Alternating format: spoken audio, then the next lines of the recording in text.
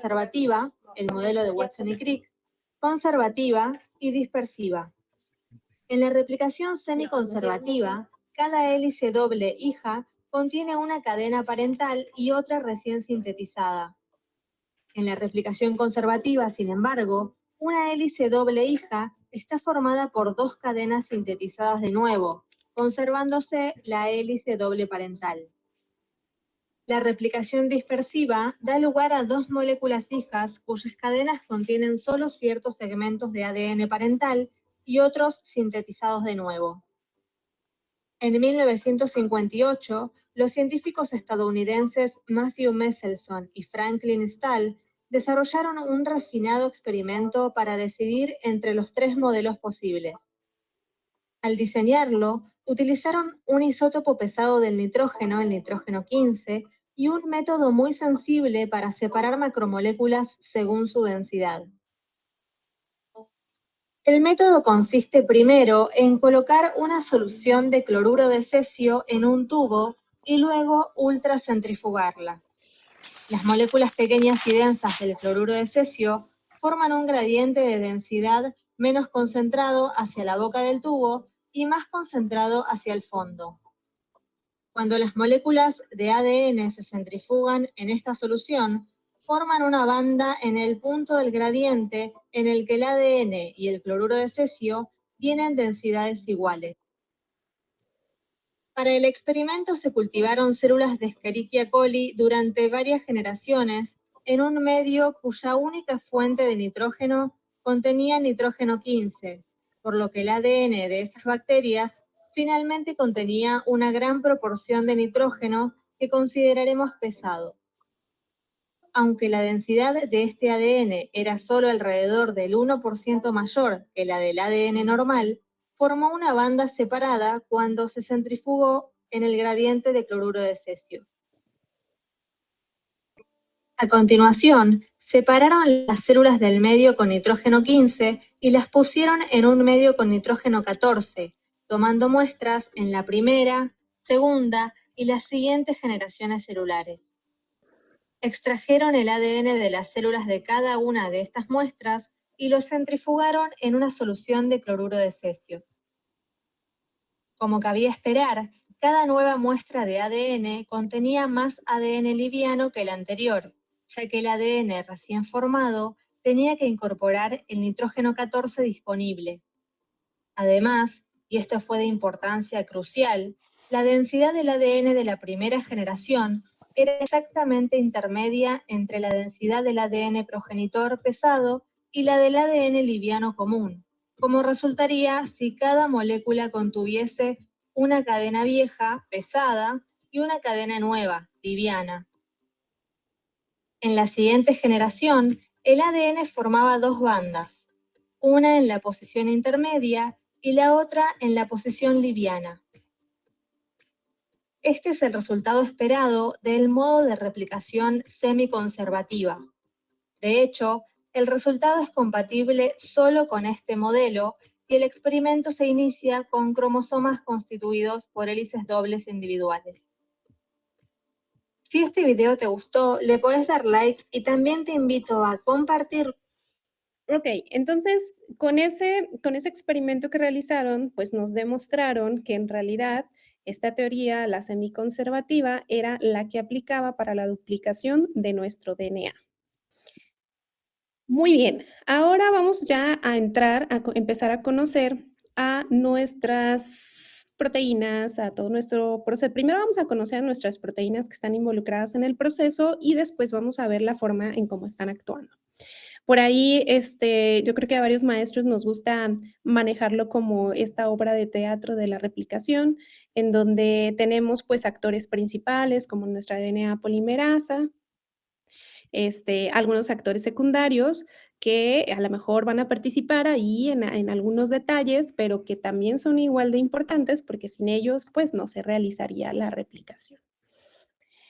Vamos a ver al primero de ellos, que es la helicasa. Y sé que varias de ellas ustedes ya la conocen, entonces solamente es cuestión de recordar un poquito. Alguien que me diga qué hacía la helicasa.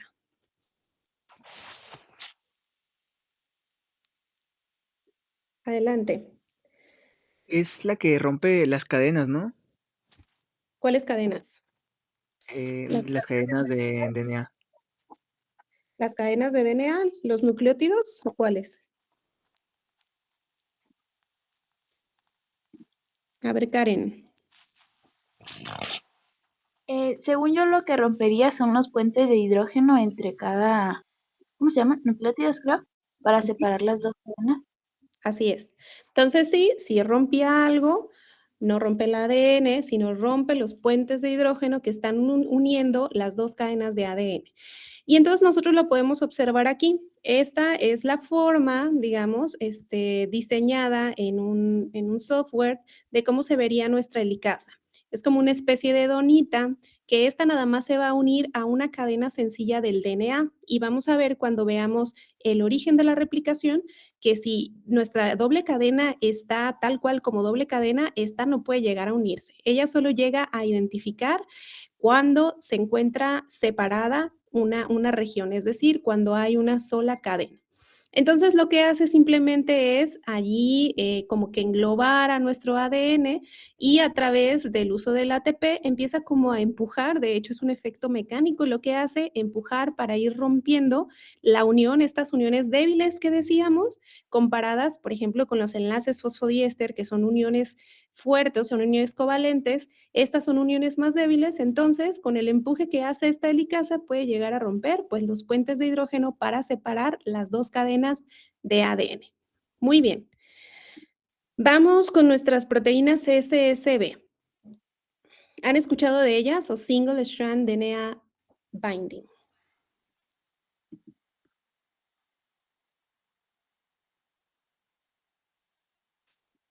Ok, si no han escuchado de ellas, yo les digo para qué sirven. Fíjense que tenemos, en este caso, y les voy a comentar, generalmente en los libros siempre nos hablan acerca de los procesos o de la replicación en las eucariotas, porque es lo más estudiado, porque fue lo primero que se describió, de repente porque es más sencillo. Y hay algunas, y porque también se parece un poco al de las eucariotas. Solo que en algunas ocasiones, cuando difieren de algunas cosas, pues nos hacen las acotaciones, ¿no? Que una pertenece a la procariota y la otra pertenece a la eucariota.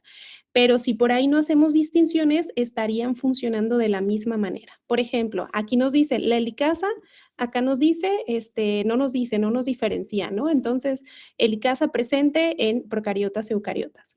Acá nos dice proteínas SSB.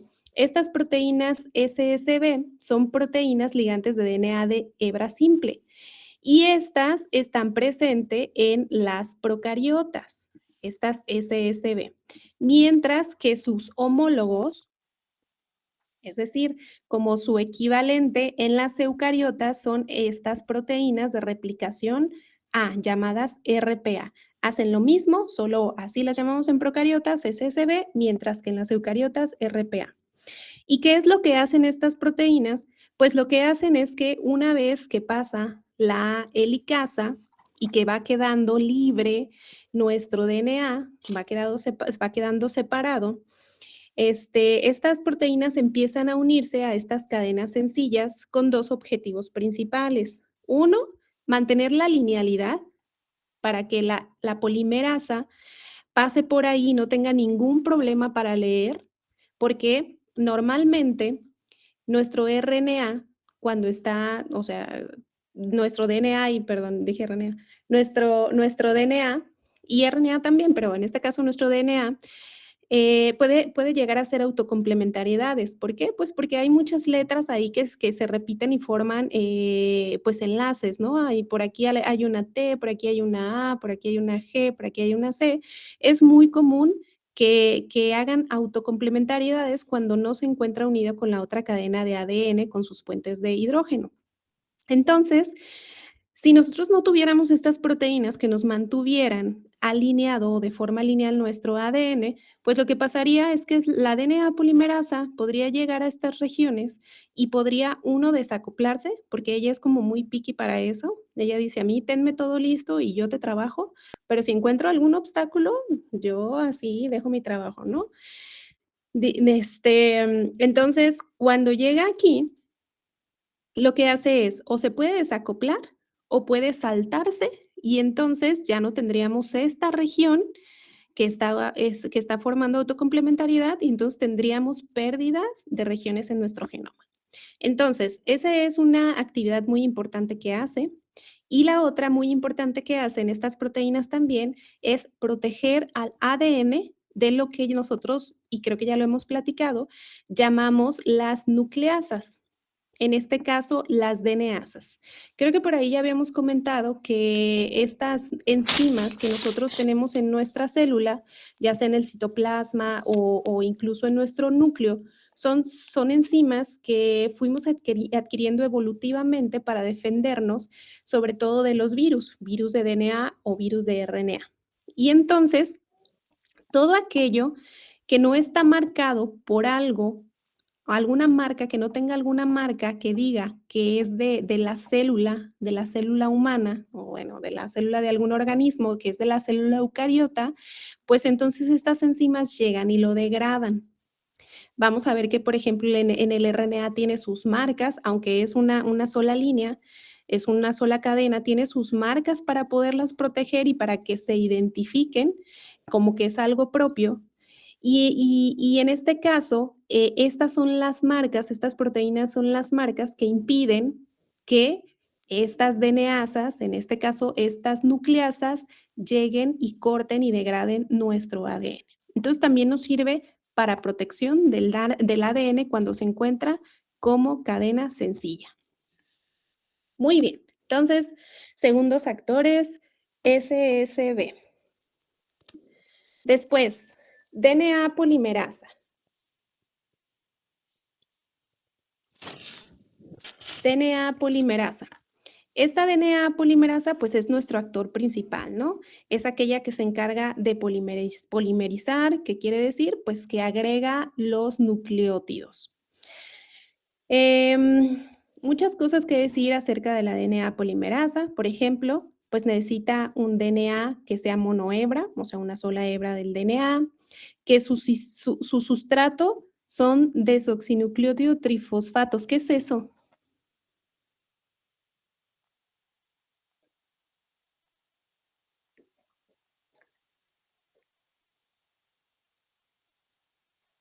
¿Eso es algo que ya habíamos visto o no?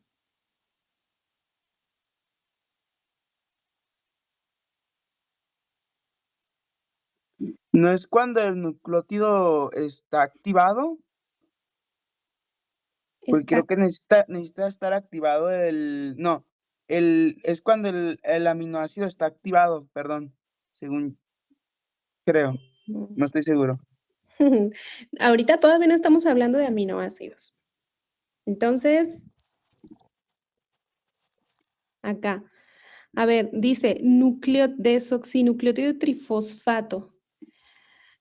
Nucleótido, estamos hablando de nucleótidos, trifosfato, desoxi. Esto, desoxinucleótidos trifosfato, es lo mismo que nosotros dijéramos nucleótidos de DNA. ¿Por qué? Porque dijimos que es del desoxirribonucleico, ¿no? No tienen el otro oxígeno. Entonces, es otra manera en cómo nosotros podemos nombrar a los nucleótidos que están presentes en el DNA, desoxinucleótidos trifosfato. Tiene por ahí un sitio 3OH libre y también, pues bueno, aquí ya sabemos que nuestra DNA polimerasa lee de 3 a 5', pero siempre va a polimerizar de 5 a 3', y ya vimos esa parte de cómo se forman los enlaces y por qué la polimerasa va a formar ese enlace de 5', donde está el fosfato, hacia 3', donde está el grupo OH en el otro nucleótido. Entonces es la razón por la que ella siempre va a polimerizar de 5' a 3'. No tiene otra forma de unir o de hacer un enlace fosfodiéster más que esa dirección que ya habíamos mencionado. Muy bien, ¿qué más?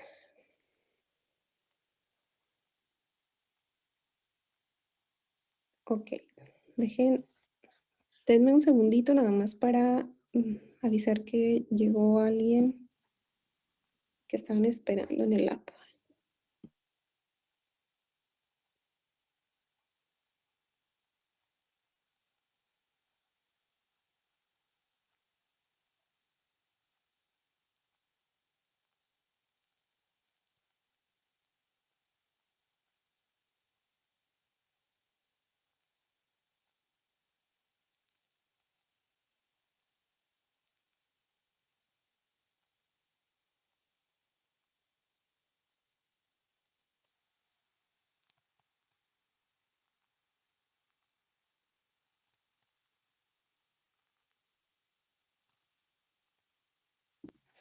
Ok, entonces, ¿qué más? Pues bueno, vean aquí, todas las polimerasas comparten la misma actividad sintética, que es su principal función. Ahorita vamos a hablar de esta parte de la actividad exonucleasa. Tiene una procesividad, que es la forma en cómo realizan esta polimerización. Que varía las precisiones. Dependiendo de la polimerasa que estemos hablando, es también la precisión que va a tener al momento de colocar los nucleótidos. Aquí nos ponen un ejemplo. E. coli comete un error cada 1000 a 10.000 replicaciones, o sea, cada 1000 o 10.000 veces, más bien, cada 1000 o 10.000 veces que pone un nucleótido, se puede equivocar. Pero eso no le afecta tanto porque es un genoma relativamente corto, entonces son poquitas las mutaciones o esas nucleótidos en las que puede equivocarse. Entonces, y ya dependiendo, por ejemplo, en algunos virus, de hecho, como igual también SARS-CoV-2 se equivoca un poco más. También, por ejemplo, nuestra RNA polimerasa se equivoca más que nuestra DNA polimerasa en poner nucleótidos. Vamos a ver entonces, ahorita hablamos de esa parte de la actividad exonucleasa, pero primero vamos a identificar de manera sencilla cuál es la estructura de la polimerasa. La estructura de la polimerasa la asocian ya al realizar por ahí estos diseños in sílico en la computadora, por ahí que tratan de ubicar más o menos cómo es la estructura de la proteína.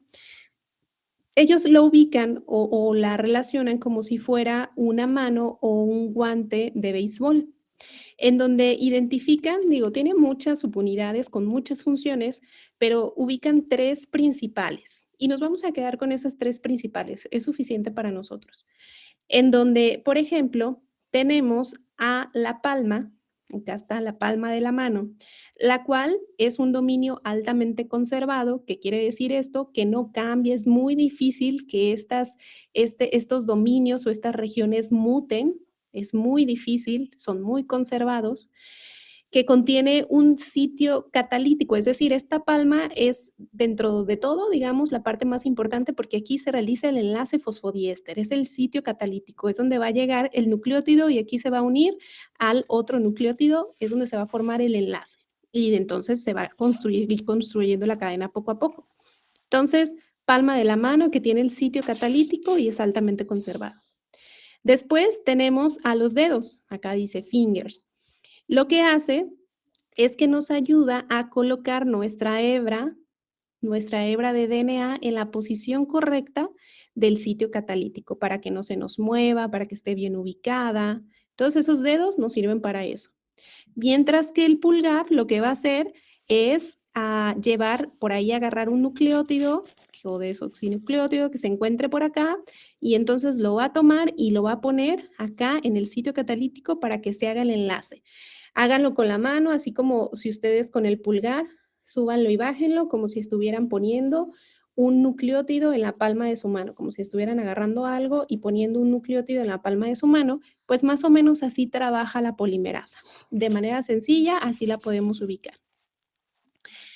Les voy a explicar y les voy a enseñar cómo más o menos esta es la estructura que ellos observan que tiene la proteína de la DNA polimerasa y realmente sí se parece.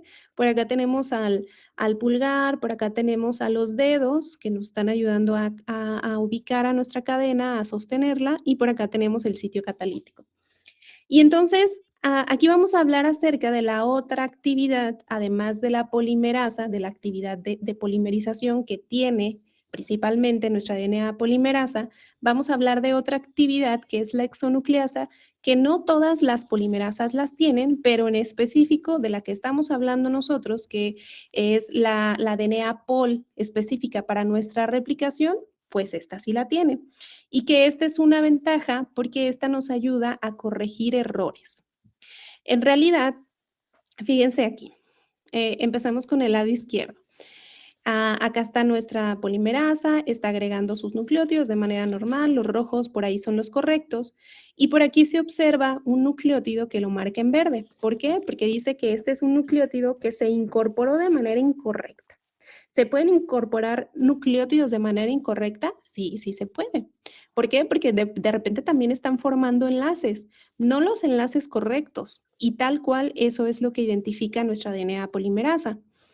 Una vez que pone los nucleótidos, la polimerasa tiene algo que se llama el proofreading, que es esto que vemos aquí, que lo que hace es recorrerse un poco hacia atrás y como comprobar que realmente el nucleótido que se haya puesto sea el correcto.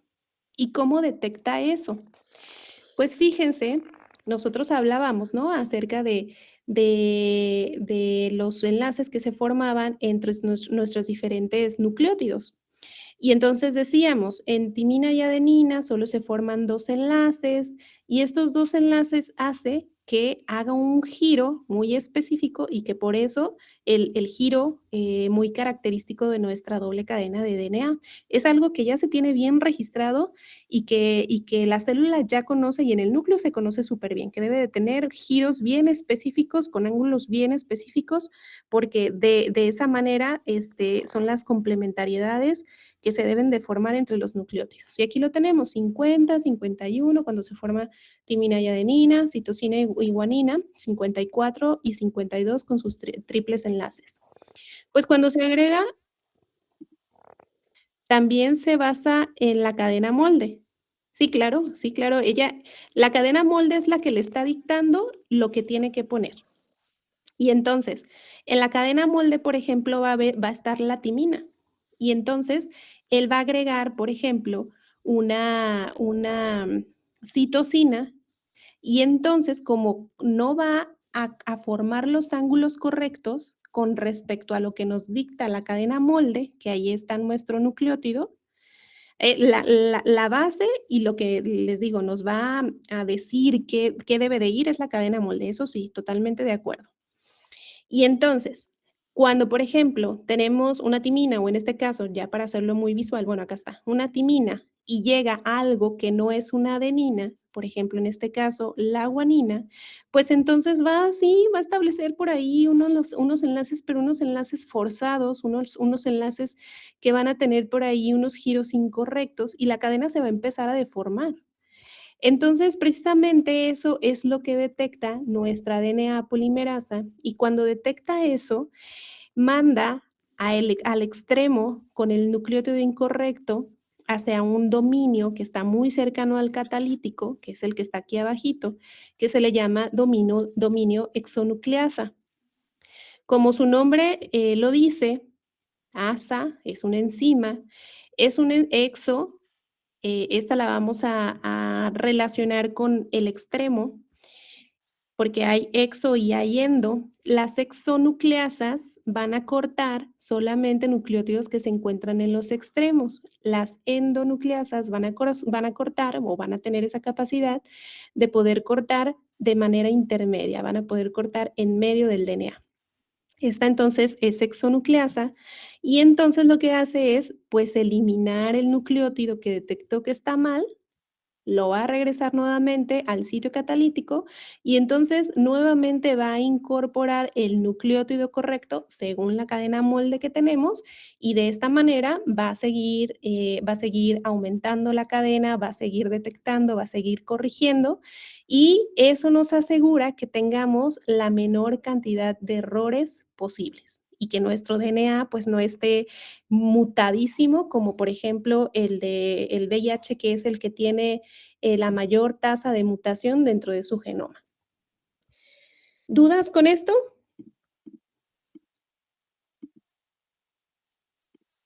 ¿Todo bien? No. Sale, ok. Muy bien.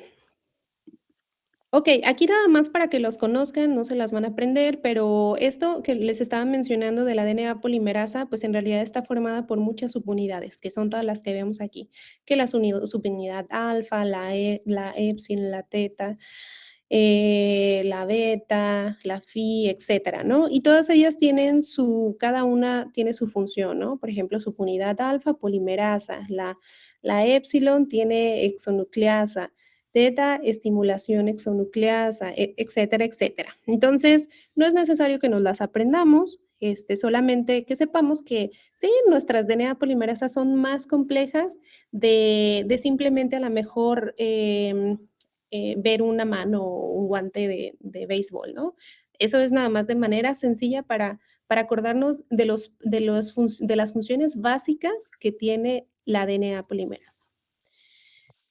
Muy bien, pues, ¿cuáles son las DNAs polimerasas? Ahí sí las podemos distinguir entre las DNAs polimerasas que se encuentran en las procariotas y en las eucariotas. Las DNAs polimerasas de las procariotas las vamos a nombrar con números romanos, mientras que el de las eucariotas van a ser con letras griegas. Entonces, por ejemplo, procariotas, DNA polimerasa se va a encargar de la restauración del daño del DNA e incluso esta va a eliminar el primer del RNA cuando estamos hablando de la replicación. La DNA polimerasa 2 es reinicio de una horquilla. DNA polimerasa 3 es la principal, que es la replicasa y es la que nos va a hacer la polimerización de nuestro DNA. En las eucariotas tenemos la DNA alfa, funciona como primasa esta, es decir, que nos va a aportar nuestros primers o nuestros cebadores. La DNA pol, la delta y la epsilon, que es la que tiene la actividad exonucleasa y también es la que realiza la polimerización. DNA pol beta interviene en la replicación y realiza reparación del DNA, y la gamma, que es la encargada de hacer síntesis del DNA mitocondrial. Y también tiene actividad exonucleasa. Ok, muy bien. Entonces, de esas igual, tampoco no es que les vaya a preguntar todas, algunas se les van a quedar grabadas, como por ejemplo la DNA pol, delta y epsilon, porque es la principal para las eucariotas, incluso la DNA pol alfa, porque es la primasa, y de acá, pues en las procariotas, básicamente la DNA pol 3, que es la replicasa. Esas son las que probablemente se acuerden más adelante, porque son como que las que más vemos. Muy bien. Primasa, y de hecho, pues aquí está, ¿no? ¿Quién ya mencionamos un poquito, pero quién me dice qué es la primasa? ¿Qué hace la primasa?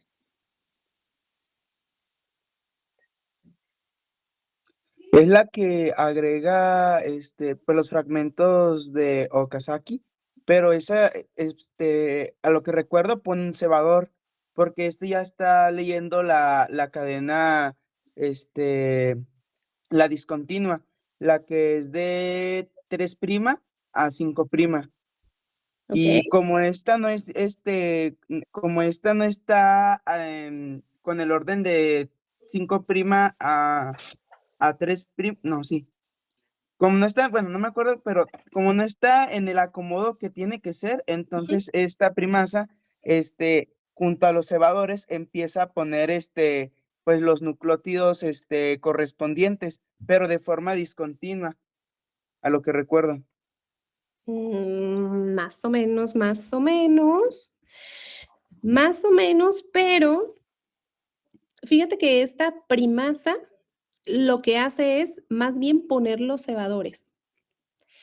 La polimerasa que pone los nucleótidos en el fragmento de Okazaki, los desoxinucleótidos, siempre va a ser la polimerasa normal. Pero la primasa, ustedes saben que la DNA polimerasa no tiene la capacidad de empezar de nuevo, que quiere decir que no puede empezar de la nada.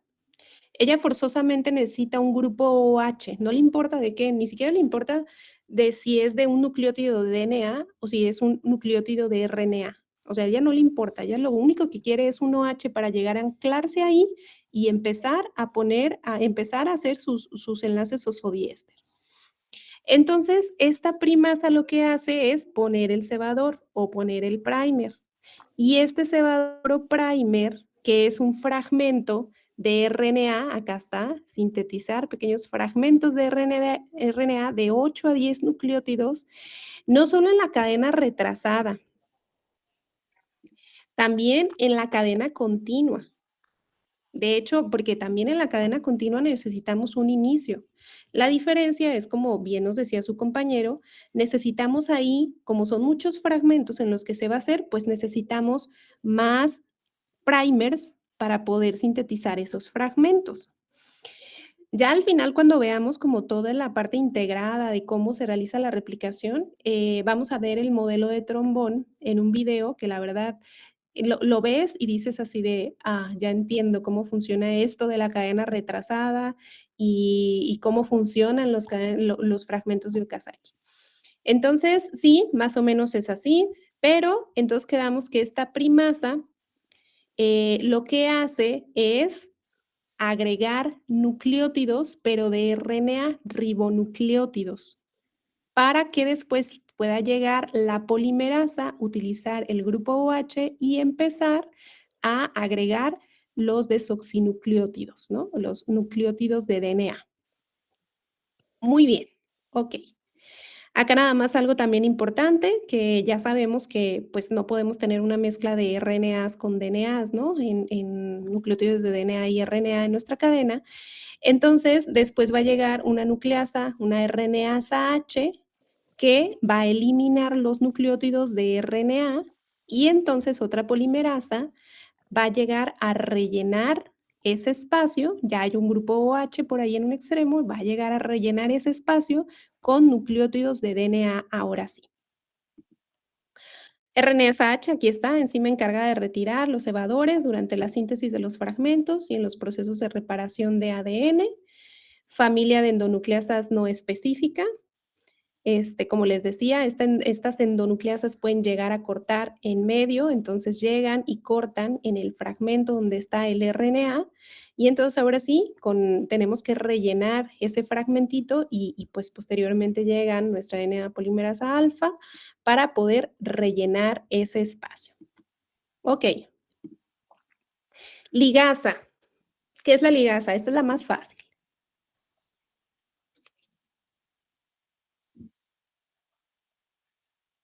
Va uniendo los fragmentos de Okazaki que quedan en la cadena retrasada, ¿no?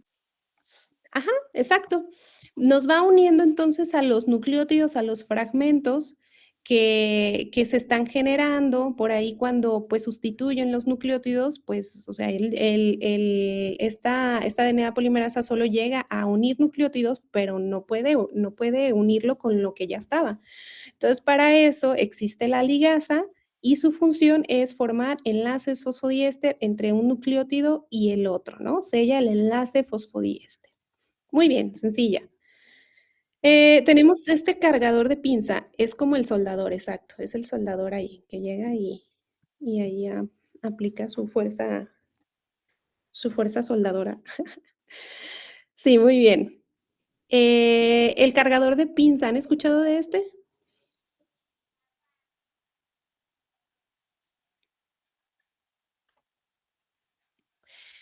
El cargador de pinza, fíjense que, y lo vamos a apreciar en su máximo esplendor cuando veamos ese video, que ya integra todo, pero tal cual es una especie de, como reclutador y fijador de la DNA polimerasa y de otras proteínas o de otras enzimas de las que ya vimos que está participando aquí, como por ejemplo la helicasa.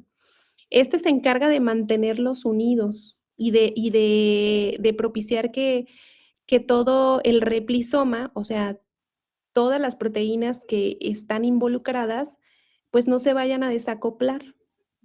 Entonces, y sobre todo la polimerasa. Sin esta, la polimerasa podría desacoplarse y entonces terminar ahí la replicación. Entonces, este cargador de pinza nos ayuda a moverse hacia la horquilla de replicación, va en el mismo sentido y digamos como que va cargando y uniendo a la vez todas esas proteínas que están participando en la replicación. Topoisomerasa, ¿qué hace la topoisomerasa?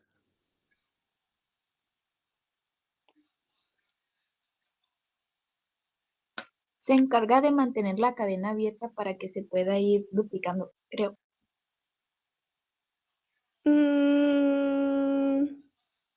Para que Mm, no se enrolle, ¿no?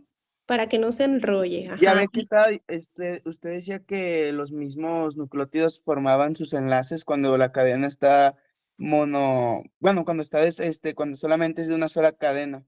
Ujú. Entonces, esta evita que se formen estos enlaces y que siga la replicación. Sí, ayuda a eliminar el superenrollamiento, sobre todo.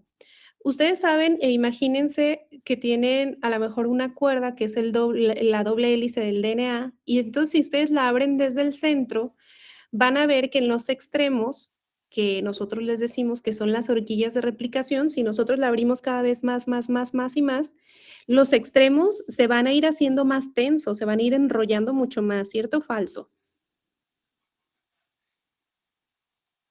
Cierto. Entonces, con el DNA es lo mismo. Aquí no es la excepción. Aquí si se va abriendo cada vez más el DNA, pues eso se va súper enrollando. Hay un súper enrollamiento. Y entonces ahí lo que necesitamos es una enzima que nos ayude a eliminar ese súper enrollamiento. Y tal cual, lo que hace la topoisomerasa es relajar al ADN. Aquí por eso está la imagen, ¿no? Que le está dando su masajito para que no esté tensa, para que no esté súper enrollada, súper tensionada y no se vaya a romper el DNA. ¿Cómo lo hace? Pues lo puede hacer de dos formas diferentes. Bueno, es lo mismo prácticamente, pero sí difieren un poquito entre el tipo de topoisomerasas. Entonces, tenemos dos tipos de topoisomerasas. La tipo 1, que esta va a realizar una ruptura transitoria de una hebra del DNA y luego la va a desenrollar. Se los voy a poner en esta imagen de aquí. Lo que hace es, acá está la topoisomerasa, aquí está el superenrollamiento. Lo que hace es cortar una sola hebra y entonces, si esta está girando hacia este lado, hacia el lado derecho, como vemos acá, pues la topoisomerasa va a hacer giros hacia el lado contrario para poder eliminar ese superenrollamiento. Después, ella misma va a realizar nuevamente el enlace fosfodiéster y otra vez nuestra cadena de DNA queda relajadita. Se va a seguir abriendo y por supuesto se va a necesitar más adelante la ayuda de la topoisomerasa, por supuesto, y ella va a controlar entonces que nuestro DNA no se tense y no se rompa. Ese es el tipo 1 que rompe solamente una cadena del DNA. No requiere ATP porque dice, es sencillito para mí, tengo el poder suficiente para hacerlo. Pero el tipo 2, que es también llamada la girasa, o dentro de ellas está la girasa, lo que hace también es una ruptura transitoria, pero de las dos hebras. Y entonces lo que hace es mantener ahí, necesita más energía porque necesita pues que las dos hebras cuando se rompan no se le vayan, necesitan fijarlas súper bien y entonces hacer esos giros y acomodar nuevamente nuestro ADN. Entonces, la tipo 2 rompe los dos enlaces, mientras que la tipo 1 rompe solamente un enlace. Entonces, de esa manera queda ya relajado nuestro ADN. Muy bien. ¿Qué más tenemos? ¿Qué otro actor tenemos? De la telomerasa. Ya habíamos hablado de la telomerasa. Ya habíamos platicado acerca de ella, que era esta enzima que por ahí nos proporcionaba algunas, digamos, nucleótidos extras para proteger nuestro ADN. Y lo podemos observar aquí. ¿Qué es lo que tiene la telomerasa que la hace especial? Pues que tiene la secuencia de RNA incrustada en ella misma. Y entonces lo que hace es proporcionar un molde para que posteriormente ella llega y, por ejemplo, se une aquí, acá, llega y entonces da el molde para que puedan unirse los nucleótidos complementarios y que de esta manera se pueda extender la cadena, o sea, con estas secuencias repetidas de nuestros telómeros. Entonces, esa es la gran diferencia entre las diferentes enzimas, que ella sí proporciona tanto 1H como proporcionan la secuencia, este molde, para que lleguen a unirse los nucleótidos necesarios, ¿no?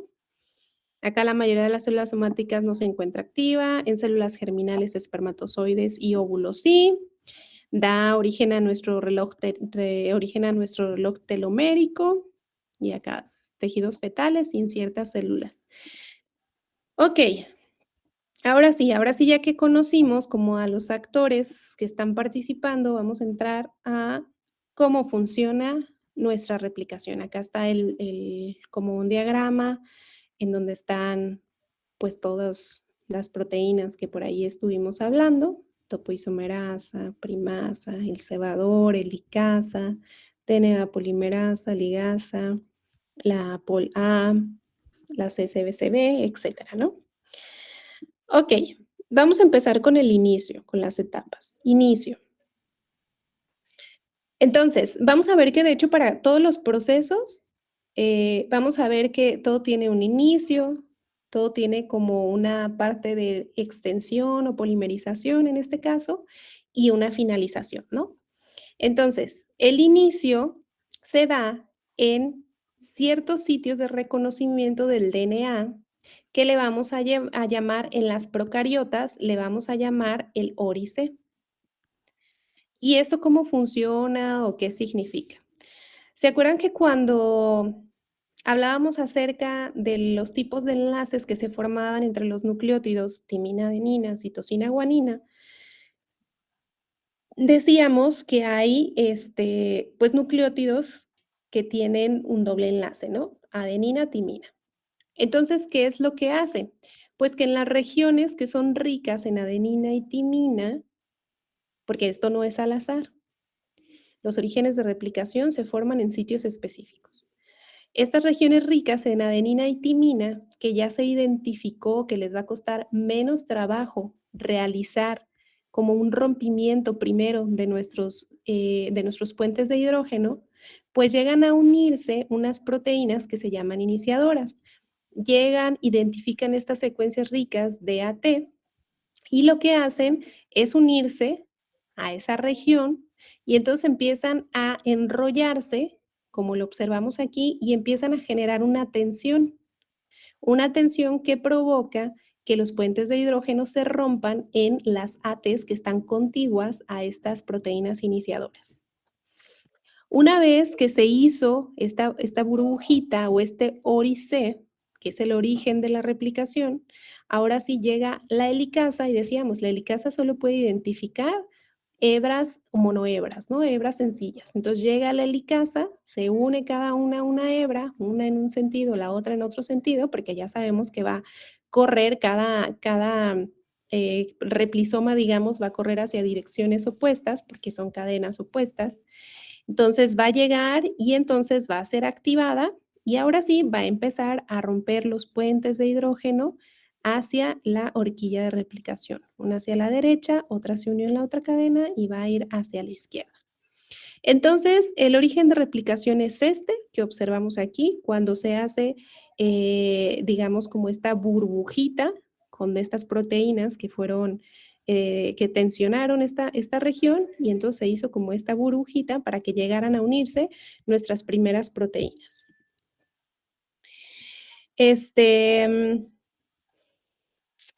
Algo importante que considerar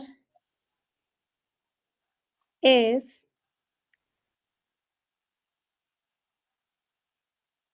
que en las procariotas, estos orígenes de replicación, estamos hablando que solamente es uno. ¿Por qué? Porque no necesita más los genomas o los genomas circulares de las bacterias son muy pequeños comparados contra los de nosotros, 3 millones, por ejemplo. Entonces, lo que hace es solamente tener un origen de replicación, ¿no? Y con eso es suficiente.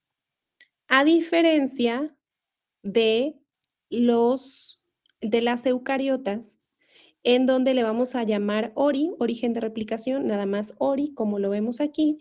Y entonces ahí sí necesitamos varios orígenes de replicación. ¿Por qué? Porque nuestro genoma es grandísimo. Entonces imagínense de aquí a que llega y en un solo origen de replicación termina de duplicar todo el ADN, pues no, ya nos hicimos viejitos, ¿no? Entonces, lo que necesita es muchos orígenes de replicación. Entonces, tiene múltiples orígenes de replicación y no todos se activan al mismo tiempo. Y eso lo podemos observar aquí, en donde, si ustedes pueden observar en las flechas rojas, aquí, por ejemplo, se acaba de formar un ORI, un origen de replicación. Y entonces, al parecer, como que acaba de empezar.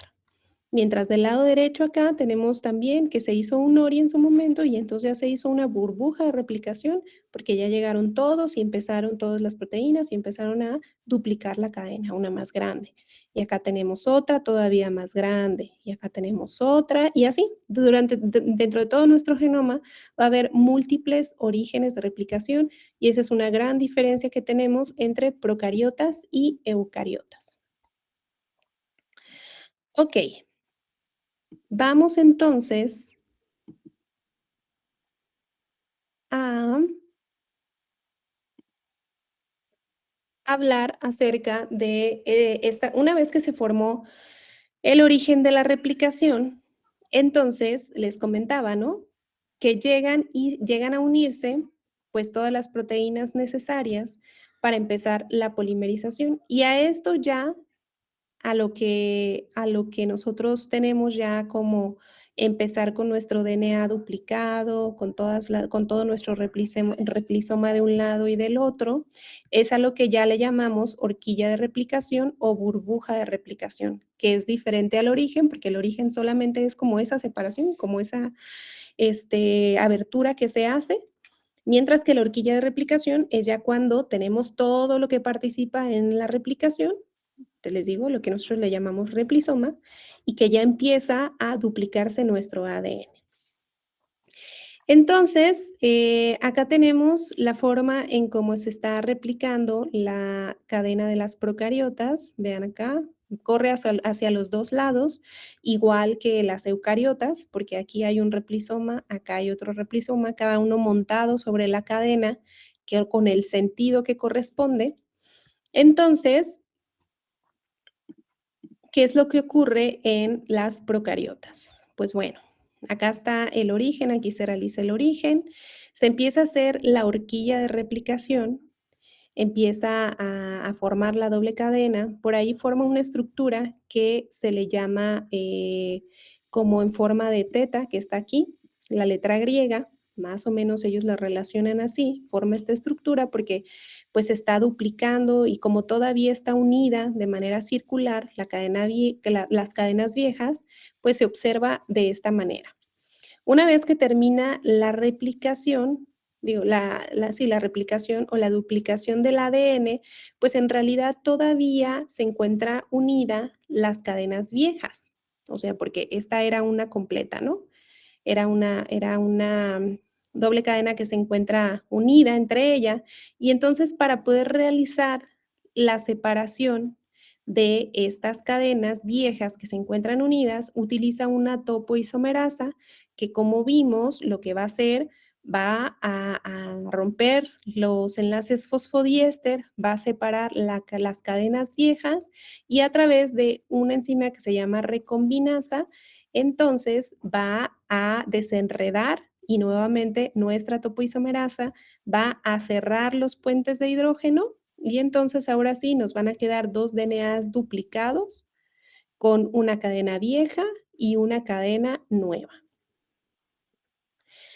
Eso es en la replicación de las procariotas. Acá suena relativamente sencillo porque pues como es circular, en realidad pues puede correr hacia un sentido, hacia el otro y en cierto momento se van a encontrar sin ningún problema.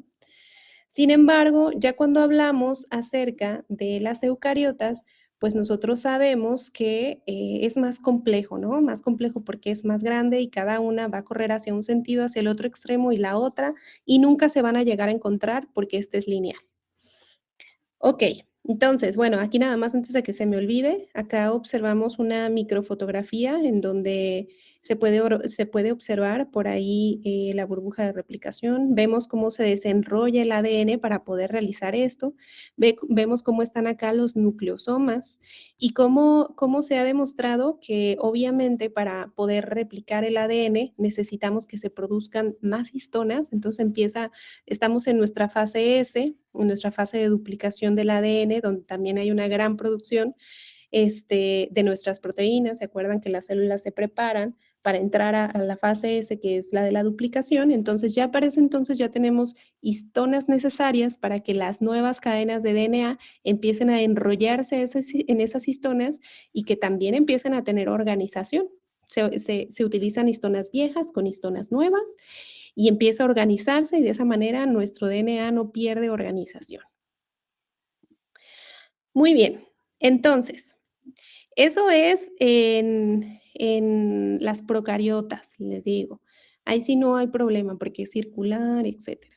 Pero ya cuando hablamos acerca de las eucariotas, pues ya entramos en ese dilema que nos decían acerca del fragmento de Okazaki y acerca, pues, de estas, de, de estas direcciones que llevan, ¿no? Y que no todas son compatibles con la DNA polimerasa. Entonces, esa parte la vamos a ver el día de mañana en clase. Así es que prepárense porque mañana empezamos con nuestro examen de repaso que va a venir, pues va a venir hasta antes de replicación. O sea, esto de replicación no va a venir, pero sí va a venir lo de la estructura del DNA, poquito de la introducción de los experimentos. Y bueno, lo de los cromosomas y así, ¿no? Cosas que ya vimos. Creo que ya les subí las presentaciones, entonces por ahí pueden repasarlas. Y pues somos 39. Ok. No, está bien sencillito. Lo van a ver y se van a reír, la verdad. Ok, entonces los veo mañana, chicos. Cuídense y bye. Gracias, maestra. Gracias, maestra. Bye. Bye, bye.